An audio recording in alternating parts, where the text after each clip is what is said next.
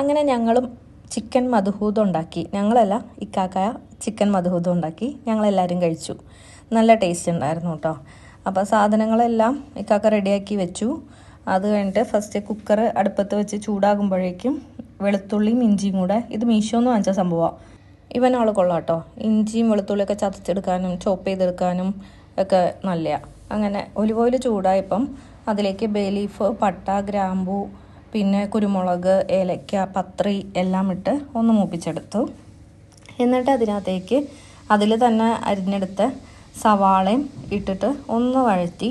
സവാള ചെറുതായിട്ടൊന്ന് വഴറ്റി വന്നപ്പം ആ ചോപ്പ് ചെയ്ത് വെച്ച വെളുത്തുള്ളിയും ഇഞ്ചിയും കൂടി ഇട്ടു. അതും നല്ലപോലെ ഒന്ന് മിക്സ് ചെയ്തെടുത്തു, സേതുരാമയ്യർ സ്റ്റൈലിലുള്ള പുള്ളി. എന്നിട്ട് നല്ലപോലെ മിക്സ് ചെയ്ത ശേഷം അതിലേക്ക് ഒരു 3 ക്യൂബ് മാഗി ക്യൂബാണ്, 3 ഇട്ടു. അതും ഇതുപോലെ ഒന്ന് മിക്സ് ചെയ്തു.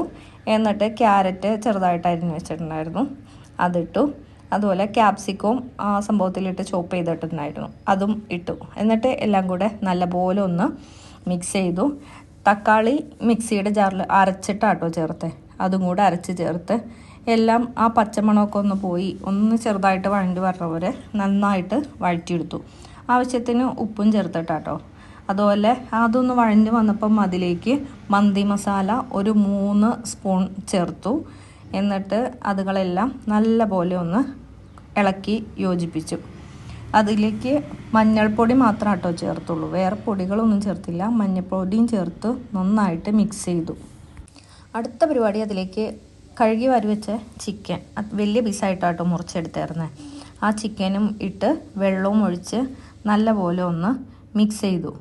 ഇനി അതിലേക്ക് ഇടാൻ പോണത് ഉണക്കനാരങ്ങയുണ്ട്. ഉണക്കനാരങ്ങ പതുക്കെ ഒന്ന് കയ്യിൽ വെച്ച് ഞെക്കിയിട്ട് അതിലേക്ക് ഇട്ടു. ഫസ്റ്റത്തെ ഒരു നാരങ്ങ നീങ്ങിയില്ല, ഒന്നും കൂടി ഞെക്കി.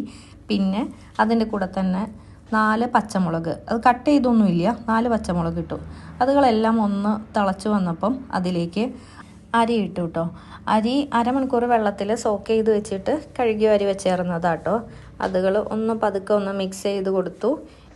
എന്നിട്ട് കുക്കറിൽ ഒരു 2 വിസിൽ വന്ന വരെ അത് വേവിച്ചെടുത്തു. എന്നിട്ട് ഒരുവിധം നല്ലപോലെ വെന്തിട്ടുണ്ടായിരുന്നു, 2 വിസിൽ തന്നെ ധാരാളം കേട്ടോ. എന്നിട്ട് ഒരു വലിയ താരത്തിലേക്ക് ഞങ്ങളത് കമഴ്ത്തി. ചിക്കനൊക്കെ നല്ലപോലെ വെന്തിട്ടുണ്ടായിരുന്നു. അതിൻ്റെ കൂടെ സാലഡും ടൊമാറ്റോ ചട്നി, സൽത്താന്നാട്ടോ പേര്, അതും കൂട്ടി കഴിച്ചു.